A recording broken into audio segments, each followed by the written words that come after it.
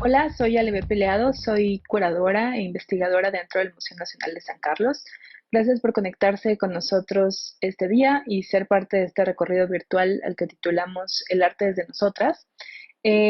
Vamos a hacer un recorrido por diferentes obras del Museo Nacional de San Carlos para que puedan conocer el papel activo, social e histórico de las mujeres a través de la representación de ellas o el trabajo que ellas hacen como artistas.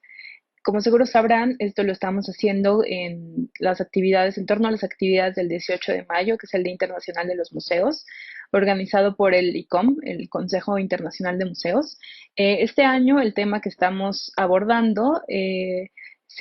sobre los museos que están en búsqueda de la igualdad, la diversidad y la inclusión. En este tema es donde situamos el recorrido que hoy vamos a realizar.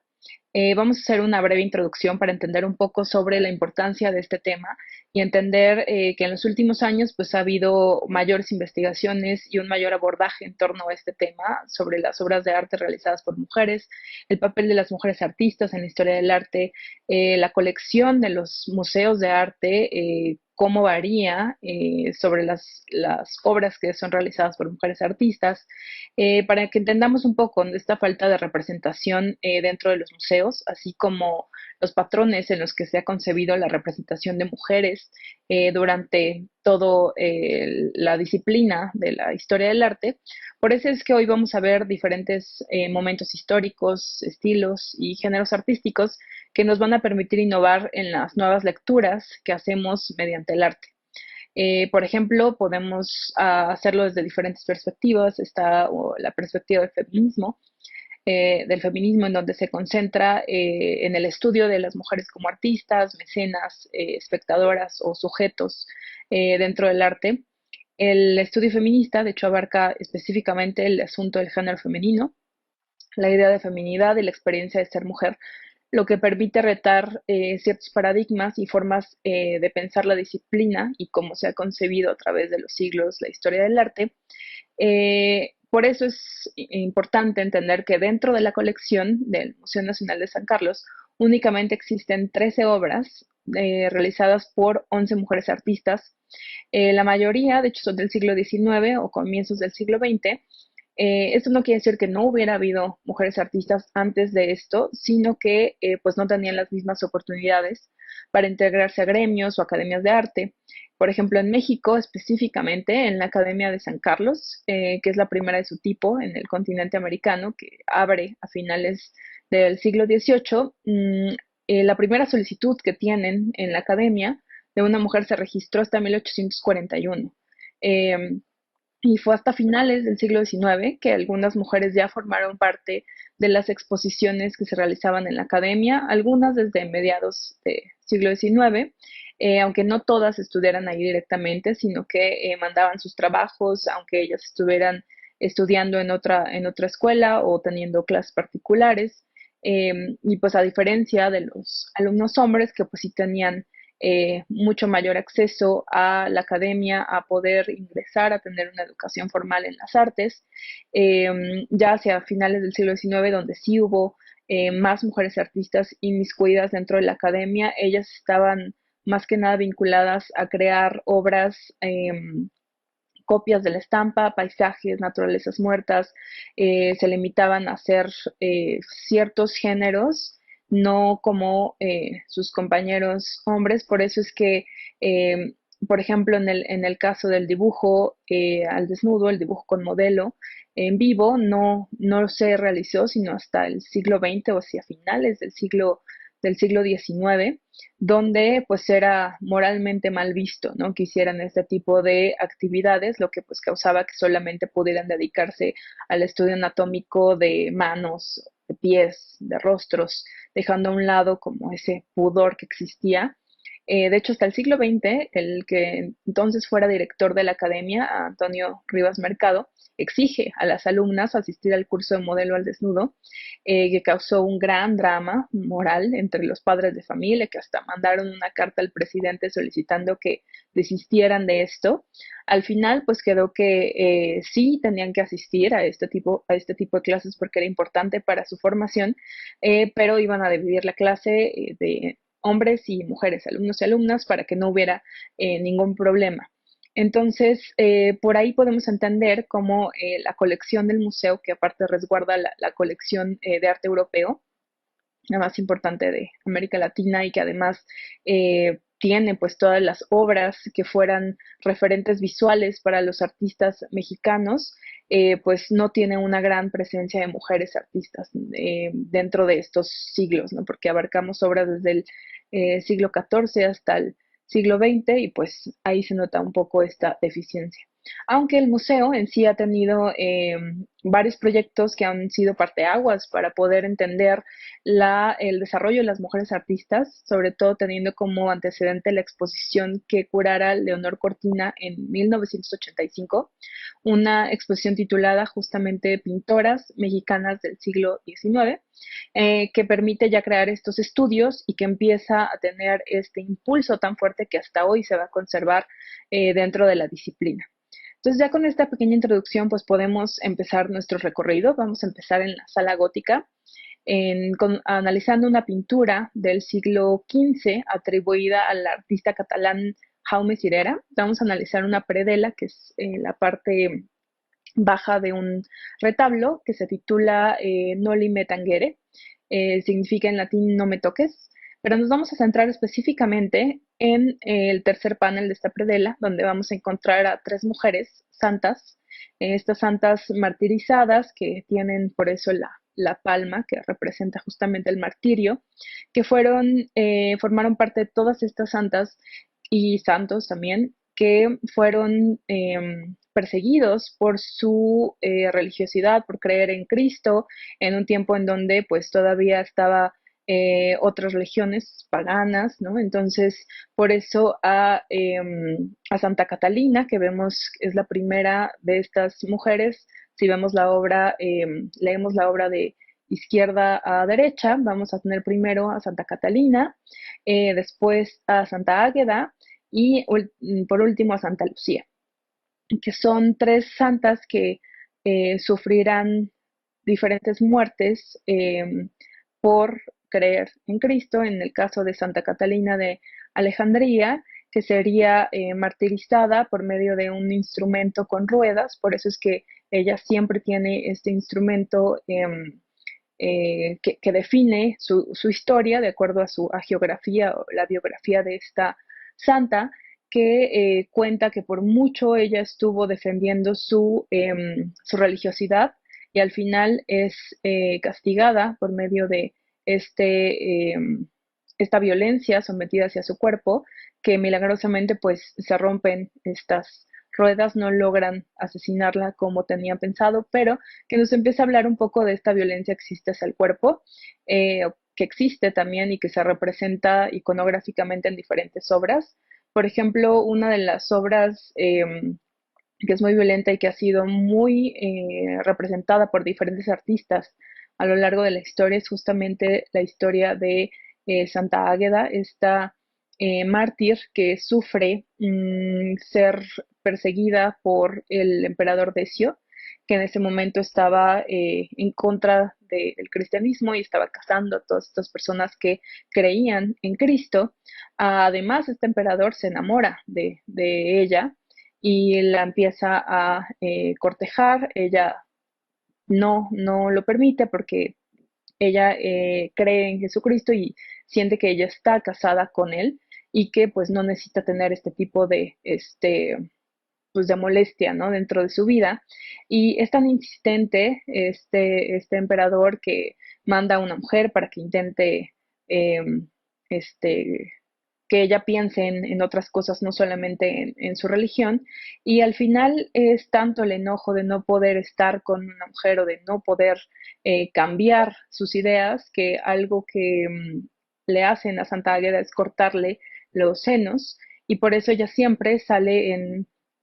su iconografía con los senos o con el corte dentro del cuerpo, que pues habla también sobre la violencia del cuerpo y sobre escenas pues bastante sangrientas y que además parten no únicamente de una creencia, ¿no? Sino también del deseo de poseer a una mujer. Es por eso que Santa Águeda siempre ha representado estas escenas bastante fuertes y que pues, se pueden vincular bastante con sucesos violentos actuales. El caso de Santa Lucía, que es la última de las santas que estamos viendo en esta escena, es esta santa que casi siempre se le representa con una bandeja con los ojos. Se decía que ella, Santa Lucía, tenía los ojos más hermosos del mundo y en un punto alguien cortejaba a Lucía y le hablaba de sus ojos y ella en este tránsito de no estar con esto porque ella solamente quería seguir su vida para Cristo, se quita los ojos y hay como una referencia muy ligada eh, con los ojos de Lucía, que muchos también dicen que podría significar que su nombre viene de lux, ¿no? De luz en latín, y que por eso se vincula más que nada con los ojos, pero pues aquí tenemos un conjunto de santas mártires donde podemos observar este tipo de violencia hacia el cuerpo y que van a ser bastantes representaciones en torno a esto y que después pues vamos a ver otro tipo de escenas, como es el caso ya de otra obra renacentista. Eh, es una obra de un autor no identificado del siglo XVI. Es un tríptico, un pequeño tríptico, titulado La creación de Eva, o la expulsión del paraíso, que narra este relato bíblico de la creación, que está en el capítulo 2 del Génesis, donde Dios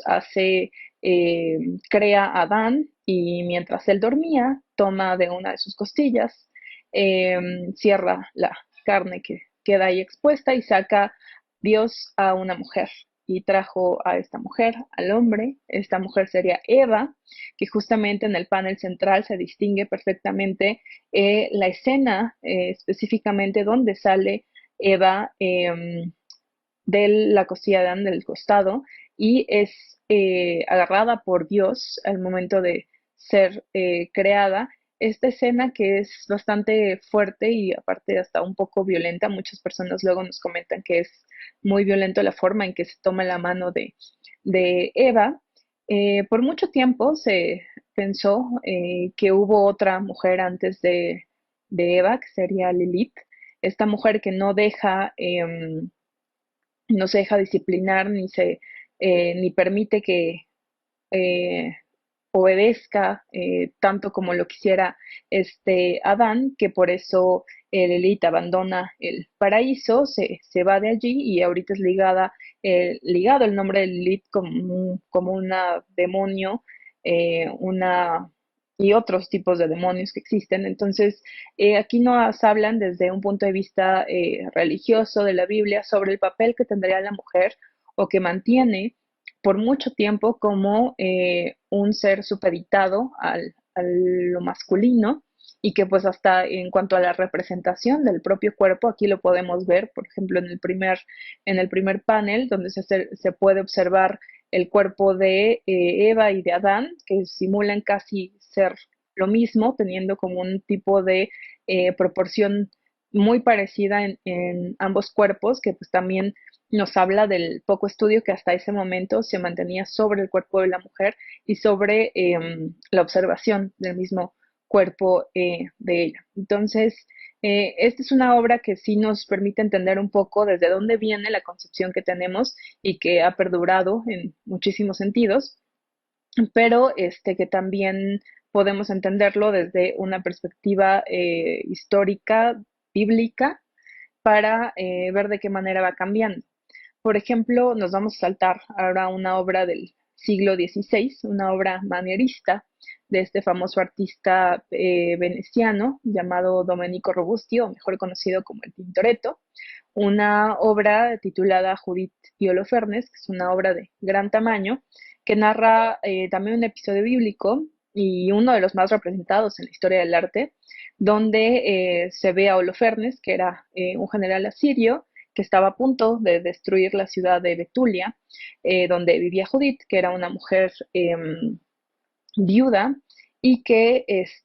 seduce un tanto a Holofernes, se puede inmiscuir dentro del campo donde estaba él junto con sus soldados y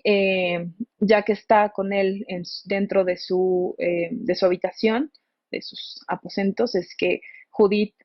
aprovecha y lo decapita con su propia espada, con la espada de Holofernes, y huye llevándose la cabeza en una cesta, justamente auxiliada por una de sus doncellas. Y es una escena que es muy violenta, es muy fuerte, pero también que representa a estas mujeres fuertes de la Biblia como heroínas, como salvadoras de su pueblo, que también Judith sería alabada por mucho, mucho tiempo por esta acción, y que pues además nos habla de una escena violenta hacia también otro cuerpo y sobre el papel que tendrían en este caso también como mujeres de fuerza y de gran injerencia dentro de los episodios históricos, que pues uno de estos y que Judith sería considerada hasta hoy como esta gran mujer fuerte, y por lo mismo esta escena pues sería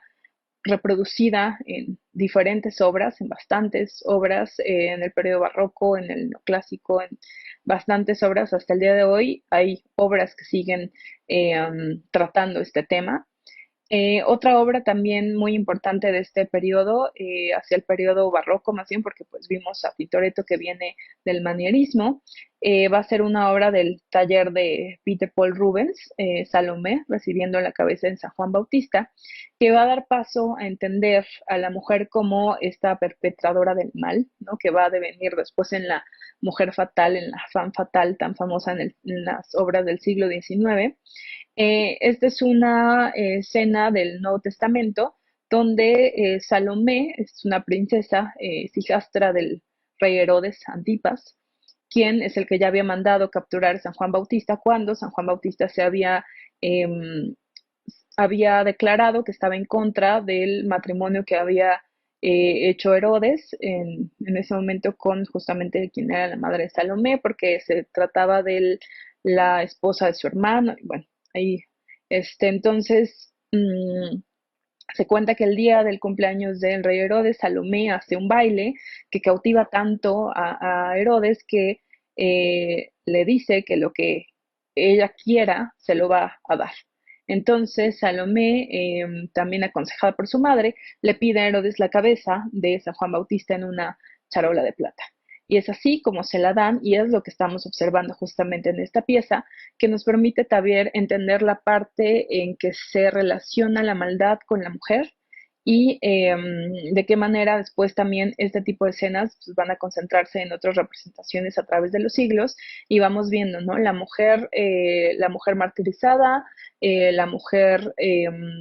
creada a raíz de la costilla del hombre, la mujer salvadora, la mujer guerrera, que en este caso Judith, y en este caso pues la mujer que perpetra el mal, como es Salomé, que va a estar vinculada también a la siguiente pieza que vamos a ver, que es una obra también de este siglo, del siglo XVII. Es una obra que está de hecho atribuida a una mujer artista, que es ahora de la que vamos a hablar. Una de dentro de la colección es la mujer con más antigüedad dentro de lo que se tiene en el Museo Nacional de San Carlos. Es una pieza atribuida a Johanna Vergoen, una artista flamenca,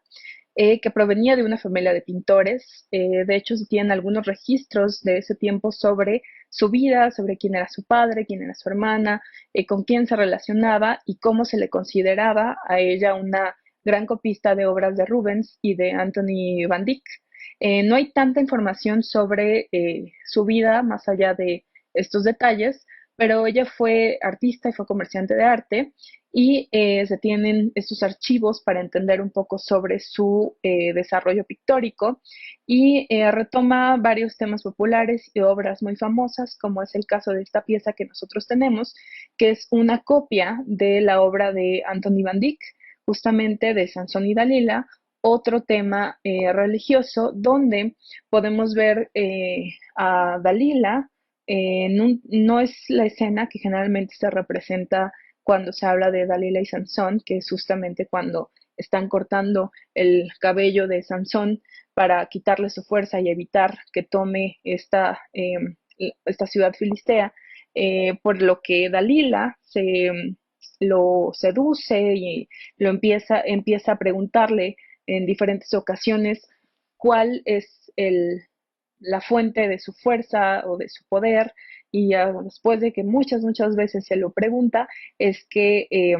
él ya le comenta que es el cabello. Por eso de hecho aquí vemos a Sansón ya sin el cabello largo, y cuando los filisteos se lo están llevando para capturarlo, que es después va a terminar muriendo junto a todos estos filisteos, pidiéndole auxilio a Dios. Y vamos a ver esta escena, además, bueno, con muchísimo movimiento, una obra muy bien ejecutada,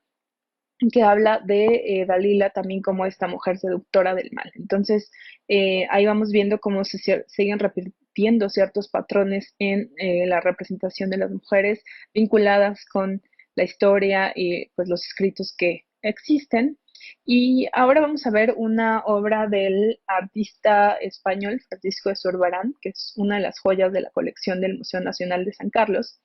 Es la obra La Magdalena Penitente, de más o menos de 1650, una pieza pues muy importante para entender el siglo de oro español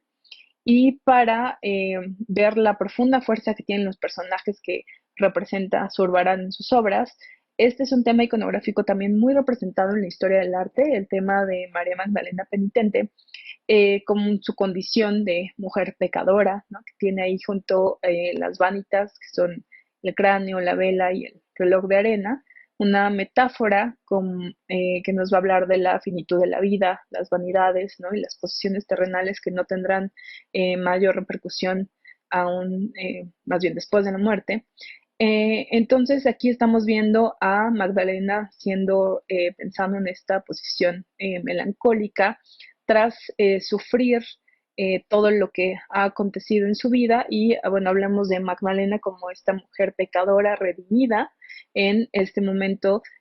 viviendo en este cuadro, esta acción, como la mujer que ya hizo sus pecados, pecó, pero se redimió. Entonces hay otro patrón ahí, en este caso que sería el de la mujer redimida dentro de los personajes que representan la historia del arte hasta este siglo. Y también vamos a encontrar otro tipo de obras, como es el caso de una de las obras más grandes, de mayor tamaño, dentro de la colección del Museo Nacional de San Carlos, una obra del taller de Rubens. Esta es titulada La Cacería de Venados, eh, donde vemos a la diosa Diana, la diosa de la caza y de los bosques, de la luna, junto con sus compañeras ninfas, en una acción, una obra de mucho movimiento, están sucediendo muchas cosas al mismo tiempo. Aquí está narrando una escena que va a ser narrada por Ovidio en las Metamorfosis, donde supuestamente Diana estaba acompañada de sus amigas ninfas, estaban tomando un baño y perciben la vista de Acción, un hombre que estaba cazando junto con sus perros alrededor de estos bosques. Y pues era bien sabido que Diana y sus ninfas eran muy reservadas de su belleza, ¿no? Porque era considerada pues Diana la mujer más bella. Y al ver que Acción sigue manteniéndose ahí, sigue observando y sigue violando este derecho, ¿no? De que ellas tendrían para conservar su privacidad, eh, Diana decide convertirlo en venado y hacer que los propios perros de Acción sean los que lo cacen. De hecho, el único personaje que nos voltea a ver dentro de toda esta escena con bastante movimiento va a ser Acción, viendo justamente hacia el espectador con esta actitud de súplica, al momento en que pues no puede comunicarse con sus perros para que lo salven de esta atroz muerte. De hecho, este tema va a tener hasta repercusiones en siglo XX, siglo XXI. Hay un complejo psicológico que se llama el complejo de Acción, que justamente se define como este orden fisiológico o psicosexual de la mirada curiosa o la mirada lasciva. Entonces, también de qué manera pueden repercutir estas historias en la pintura y en otras disciplinas es importante tomarlo en cuenta. Otra obra que nos habla también de Diana es una pintura completamente distinta a la que estuvimos viendo aquí en la obra del taller de Rubens. una obra de un pintor francés, un pintor clasicista llamado Nicolas de Largiller, no sé, perdón. Se le conoce por sus retratos en tiempos de Luis XV. Él hizo varios retratos de miembros de la corte, entonces sus obras tendrán mucho este estilo vinculado a la corte francesa y pues se va a ver perfectamente en la obra de Diana, esta obra de Diana la Cazadora, esta Virgen de la Casa que ya vimos en la anterior, donde se ve con una fuerza impresionante. Y en este caso es completamente distinto el tratamiento que se le da a el personaje de Diana. Vemos a Diana como una mujer muy, muy, muy, muy bella, posando para el espectador, con estas pieles que hacen referencia a su carácter de diosa de la casa, con una idealización del rostro, de las pieles, y que pues nos muestran a una Diana intocable, con la luna, que representa justamente que sea diosa de la luna, protectora de la naturaleza, y pues con una belleza impresionante que no es la que vimos antes, ¿no? En una Diana en acción, una Diana fuerte, una Diana acompañada. Entonces, vamos a ver cómo no hay un tratamiento específico para abordar el tema de Diana la Cazadora, que nos va a permitir entender cómo se hacen estos cambios en cuanto a la representación de personajes, en este caso, pues Diana. Ahora vamos a pasar a una de las piezas más queridas dentro de la colección. Es un retrato de Elisabeth Vigée Lebrun, una de las artistas más famosas del siglo XVII. Ella va a ser conocida del siglo XVIII, perdón, ella va a ser más conocida por ser la retratista de María Antonieta, por haber hecho bastantes obras y retratos de la aristocracia francesa antes de la Revolución. Ella es considerada, además, que hizo muchísimas obras, se tienen contabilizadas alrededor de 900 obras que ella pudo haber realizado, además de que fue miembro de varias academias de Florencia, en Roma, en Bolonia, en Berlín, en San Petersburgo, porque ella tiene que escapar cuando cae, más bien, el reinado de Luis XVI, escapa de Francia para que no la fueran a justamente enlazar con la aristocracia por todo el trabajo que ella había hecho con ellos. Y pues escapa y se va a diferentes lugares, se va a Italia, se va a Alemania, se va a Rusia, donde va a tener también una muy buena carrera a lo largo de todos estos años. Va a ser aceptada en estas academias y además algo muy interesante de ella es que deja escritos sobre su vida, donde se puede entender un poco más sobre su práctica como artista y pues la vida que tuvo que vivir cuando tiene que escapar de Francia. Y justamente esta obra es la que hace cuando no está ya dentro de Francia, porque va a ser muy diferente el tratamiento que le da no solo al rostro, sino a la ropa, al cabello y de esta mujer que no tenemos identificada de quién sea este retrato,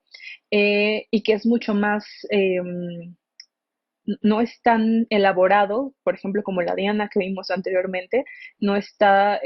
con este exotismo de la riqueza o de mostrar que sean eh, personajes muy, muy, muy ricos. En este caso es un retrato mucho más directo y que nos permiten ver la técnica que tenía Elizabeth Vigée, por qué fue además tan famosa. Ella de hecho llega a hacerle un retrato a Lord Byron en Inglaterra y pues por eso es considerada la artista más famosa del siglo XVIII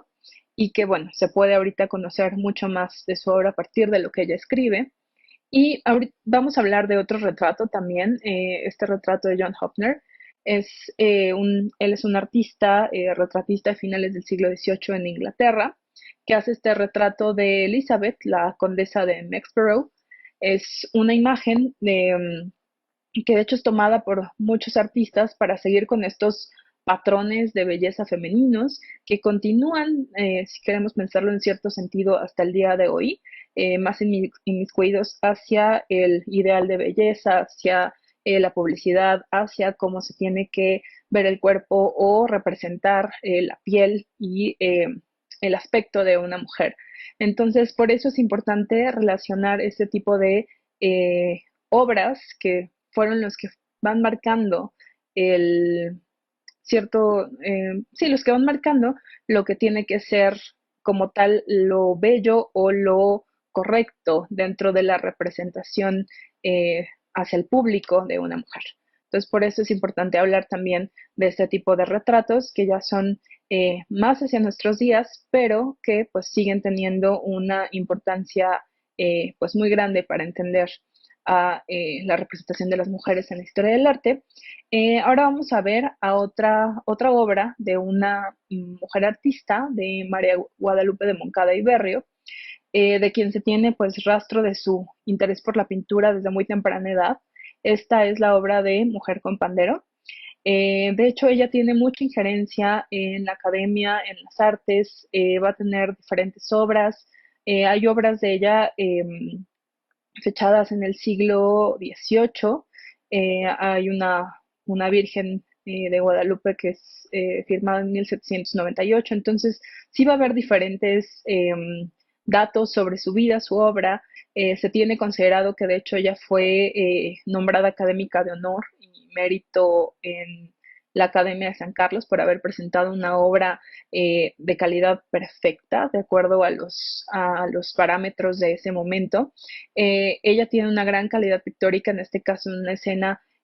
como es la de la mujer con el pandero, que podría ser considerada tanto una escena alegórica o una escena de vida cotidiana. Y un dato muy interesante, su relación con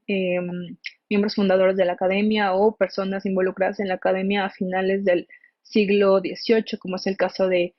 Jerónimo Antonio Gil, que se tiene el dato en el Museo del Prado sobre una moneda que ella manda a pedir a realizar a Jerónimo Antonio Gil, una moneda de la Real Orden de las Damas Nobles de la Reina María Luisa, que es una orden que crea Carlos IV en un decreto en 1792, donde le da a su esposa, esta María Luisa, una instancia para que pueda recompensar a las mujeres nobles que se distinguen por sus servicios o cualidades y que también es decretado en la Nueva España y que pues tendría una importancia en este caso para María Guadalupe de Moncada y Berrio y que bueno, condecora este nombramiento y que aparte nos hace entender de esta relación que ella tenía y que mantenía con los artistas del momento y en su calidad de pintora que se conservan algunas de sus piezas y que en este caso en el Museo Nacional de San Carlos tenemos la fortuna de poder tener una de sus obras para entender su plástica, para entender sus referentes visuales y lo que ella podía hacer como pintora. Por último, les voy a hablar de una obra de Joaquín Sorolla, que es una obra completamente distinta si nos acordamos del retrato de Hopner, sobre esta idealización de la mujer que se veía en este retrato de la condesa inglesa. Y ahora vamos a ver algo completamente distinto. También pues ya estamos en otro periodo, esto sería principios del siglo XX, donde ya las ideas han cambiado y en este caso Sorolla está interesado en hacer obras de la vida cotidiana, sin idealizar los personajes, sin idealizar la figura de la mujer, y justamente representa aquí a cuatro mujeres valencianas que van tejiendo las redes justamente para la pesca. Entonces estamos viendo a cuatro mujeres en esta escena con una luz bastante bien lograda, una escena muy de este realismo español, donde estamos viendo un trabajo colaborativo de estas cuatro mujeres remendando las redes para poder lograr que el pueblo, que el lugar en el que se encuentran, pues pueda mantener su actividad económica, comercial y asimismo como de manutención pues, fisiológica y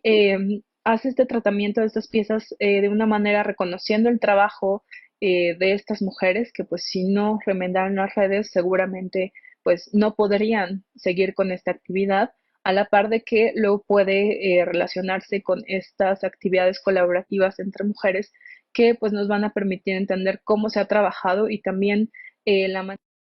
manera en que se ha representado a la mujer a través de la historia del arte. En este recorrido, aunque ha sido muy breve, pues pudimos observar diferentes maneras en que se ha considerado a la mujer, desde la martirización, desde la religiosidad a través de estos mártires, desde Eva. No quise involucrar aquí a la escena de la Virgen, pero también hay que tomarla como referente a la mujer redimida a través de María Magdalena, a la mujer malvada, seductora a través de Salomé, hablando de esta Dalila, hablando de las mujeres fuertes de Judith, hablando al mismo tiempo sobre la idealización de los cuerpos a través de diferentes retratos y sobre todo manteniendo claramente el tema de la fuerza, que es el que mejor se representa en la pieza de Rubens, a la par de que vemos pues algunas otras obras de mujeres artistas,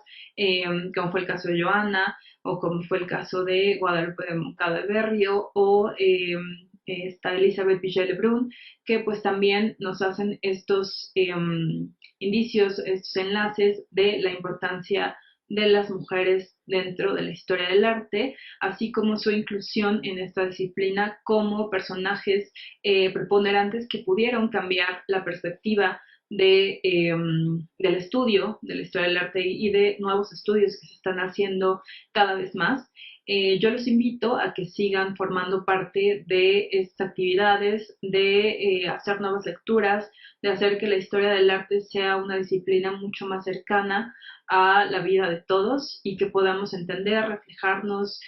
hablar y poder tener diferentes reflexiones a través del arte que hoy más que nunca pues podemos inmiscuirnos dentro de para poder crear nuevos paradigmas, nuevas investigaciones, nuevas líneas que nos permitan tener de una nueva forma tanto la historia del arte como sus personajes, como sus artistas y pues el papel importante que siempre van a mantener y que tendrán las mujeres artistas dentro de todo este desarrollo. Por eso, pues, yo los invito a que sigan formando parte de estas actividades, que sigan participando y que nos sigan enviando sus dudas, sus inquietudes para poder conocer más sobre la colección, para poder conocer más sobre las artistas, sobre las piezas que están dentro de las obras, más bien dentro de la colección, y que pues sigan formando parte de este museo que es justamente para ustedes y que puedan participar en la manera en que ustedes gusten y pues se tomen el tiempo si tienen para poder ver las piezas que tenemos en línea y para poder aprender un poco más de la maravillosa colección que guardamos en el Museo Nacional de San Carlos. Y pues sigan atentos a todas las publicaciones que vamos a seguir haciendo para que puedan conocer más y podamos también tener este intercambio de pensamientos y entender entre nosotros todo este maravilloso mundo de la historia del arte y me despido agradeciéndoles nuevamente su tiempo y el espacio que nos dan para estar en estas actividades que estamos haciendo. Y bueno, espero que se encuentren muy bien y que sigan viendo todas las publicaciones y las actividades planeadas para ustedes. Muchas gracias. Hasta luego.